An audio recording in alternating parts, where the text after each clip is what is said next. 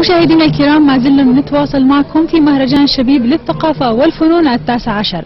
اليوم احنا متواجدين في هذا المكان التاريخي العريق في المدرج الروماني في عمان لتغطية فعاليات اليوم الخامس، واللي حيكون فيه حفل غنائي شارك فيه فنانين أردنيين وعرب. لنتابع هذه الرسالة.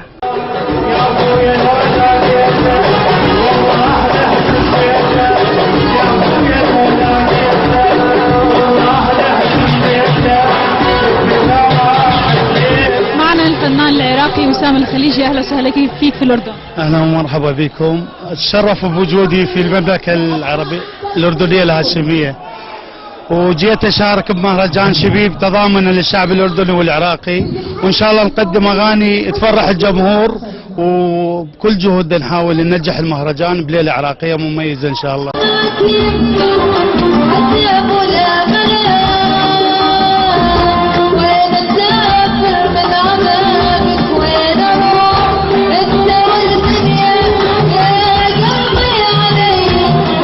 الفنانة العراقية شمس المصلاوي، اهلا وسهلا فيك.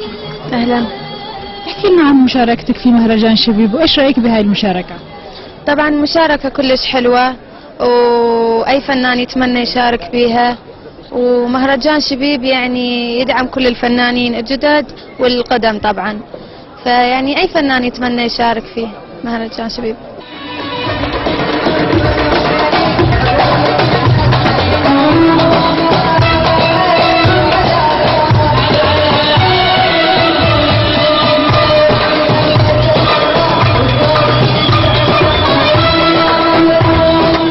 معكم في حفل غنائي لمهرجان شبيب 19. شارك في هذا الحفل عدد من الفنانين الأردنيين والعرب.